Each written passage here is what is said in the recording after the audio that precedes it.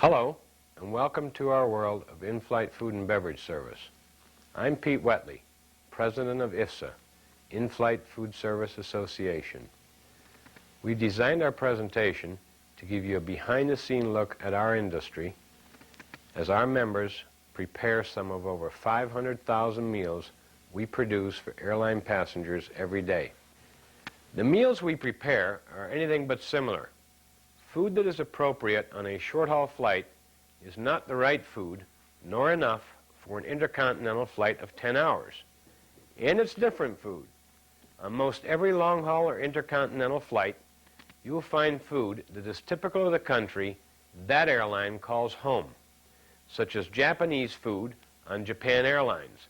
But on that airline, or most any other international airline, you'll also find specialties from many other countries, such as Swiss cheeses, French wines, American beef, and other regional specialties from around the world. All of this quality food is prepared, as you'll see, by highly skilled, highly trained people. But there is one other very important link in this food chain, another quality link that all of us at IFSA want to salute: the flight attendants who bring our food to you. These skilled men and women put the finishing touches on your in-flight meals, then present them with pride, justifiable pride. But right now, here's how our billion-dollar industry started just a few decades ago.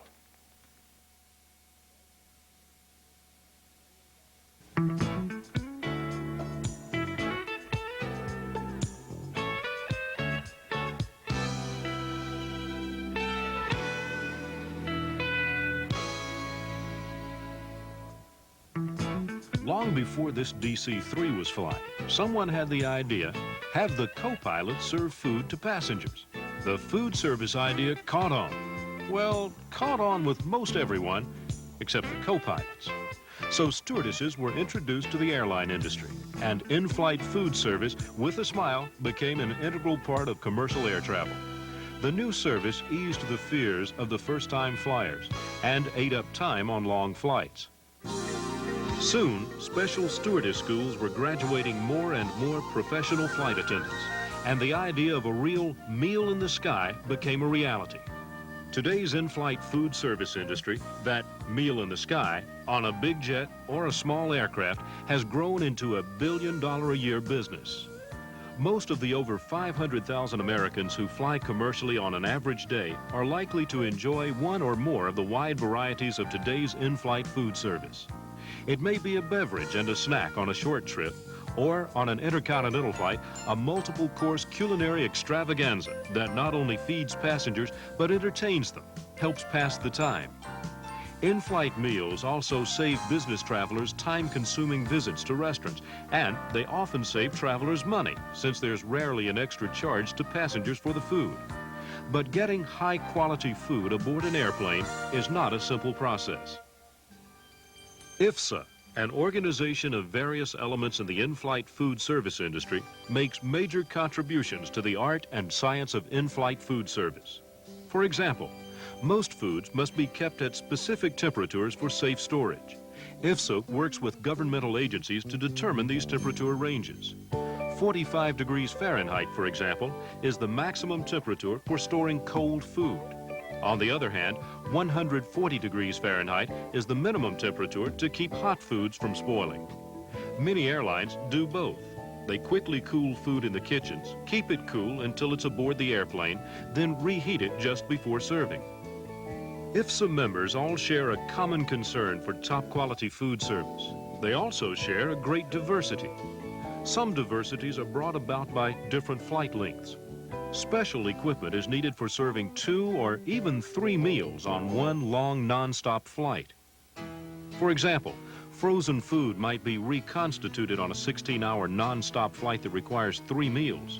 Shorter flights serving 1 meal or a snack use other types of specialized equipment. Specialized equipment that's needed even includes trucks used for boarding food and equipment on airplanes. They're designed to do special tricks.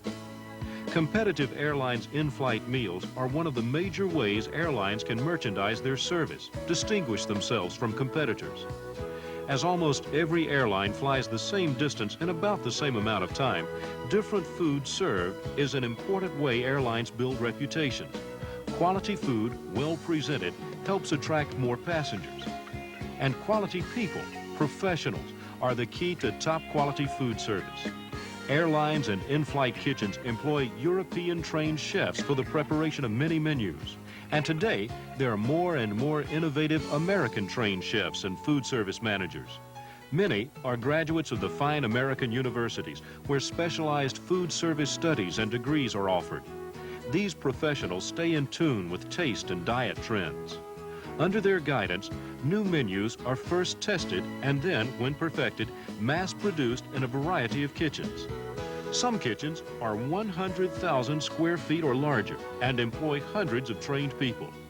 Some of these have mechanized bakeries costing millions of dollars to build. Every day, they produce hundreds of thousands of rolls for airline passengers as well as pastries and other bakery foods. Smaller kitchens in smaller airports also handle the job very well.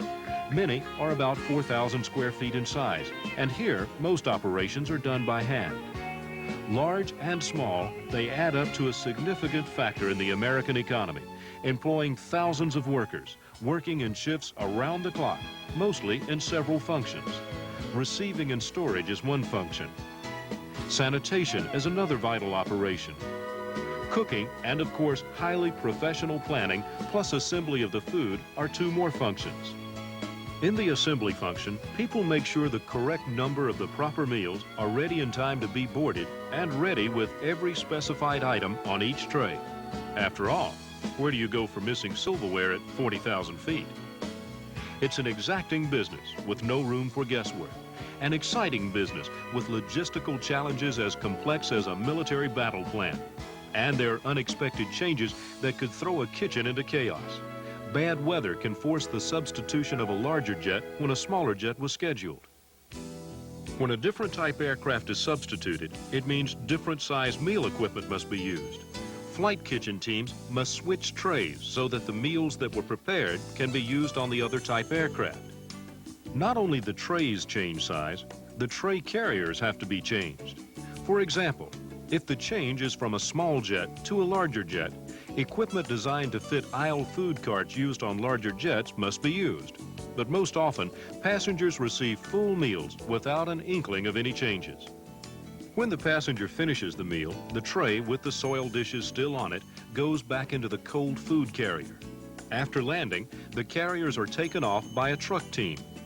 The truck crew takes the soiled units to the flight kitchen, where the trays are removed from the carriers. The equipment is sorted and is inspected for reusability. Reusable food service items go through this dishwasher, a mere $25,000 dishwasher. The hot food and cold food carriers are also sanitized in a separate custom-made washer. As the food service items emerge from the 3-cycle washer, they are dried and stacked for reuse on another flight. For many airlines, the clean silverware is packaged in poly bags for storage and reuse. The food that will soon go on these now clean dishes is likely in preparation. The beef that was ordered far in advance comes to the receiving department, then to this chilled room. In a non-chilled receiving room are other quality items, such as fine wines. Many flight kitchens are also responsible for boarding beverages and related items ranging from swizzle sticks to can openers. Other members of the kitchen staff prepare the hot vegetables and the starch items that are on today's menus. One of today's menus calls for beef. The meat is broiled until the beef is rare.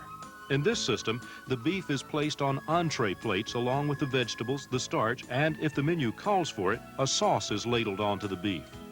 The plates move down the line where the vegetables are added and aluminum foil is placed over each dish. The completed plates are placed in the sanitized hot food storage racks. The racks with the hot food are then put in this cooler, quickly chilled below 45 degrees Fahrenheit. Once aboard the aircraft, they will be heated before serving. Quantity is almost as important as quality.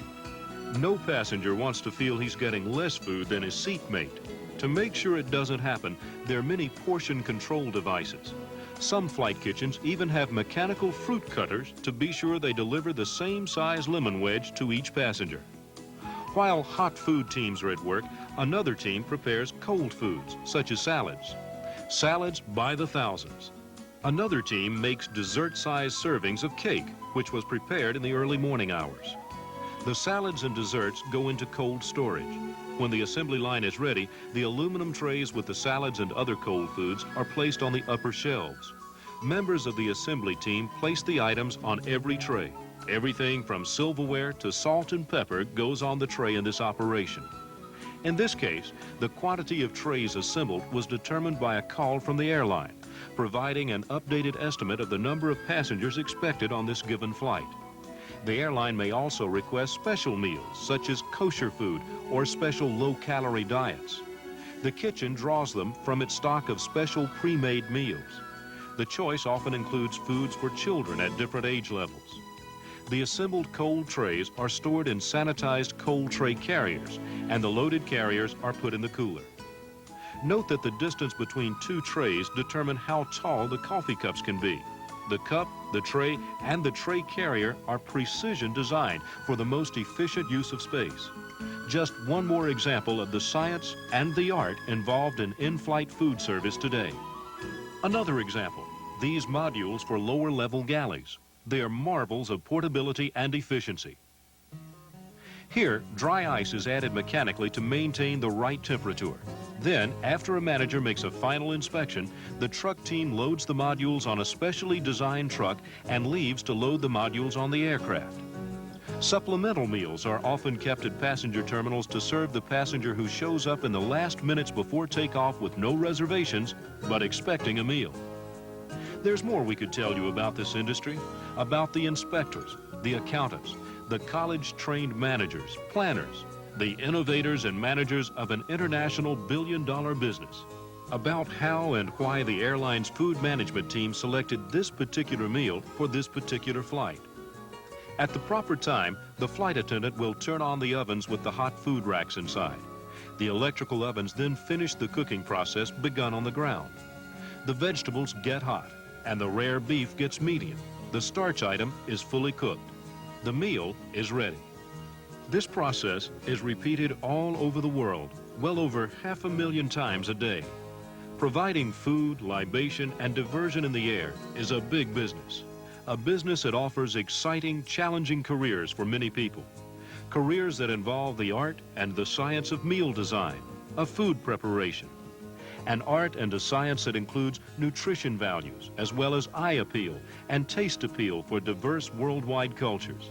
Plus, cost controls, health and sanitation requirements, portability, ease of service. Many different challenges that must be met every day. And IFSA members do it every day, all over the world.